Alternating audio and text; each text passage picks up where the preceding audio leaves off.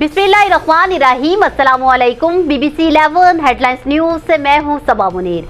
नाज़रीन, आपको अपडेट करें कि पीपल्स पार्टी के सीनियर रहनुमा और सुप्रीम कोर्ट बार की सदारत के उम्मीदवार सरदार लतीफ खोसा ने कहा है कि जुडिशल कमीशन की सरबराही चीफ जस्टिस के पास नहीं होनी चाहिए, जबकि उन्होंने बताया कि पाकिस्तानी जजेस की कारकर्दगी 128 ममालिक में 124वें नंबर पर है।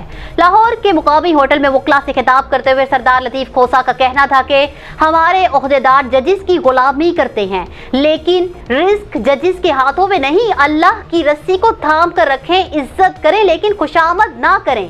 रहनुमा पीपल्स पार्टी का कहना था कि जब हम खुशामद करते हैं तो उनका दिमाग आसमान पर चला जाता है।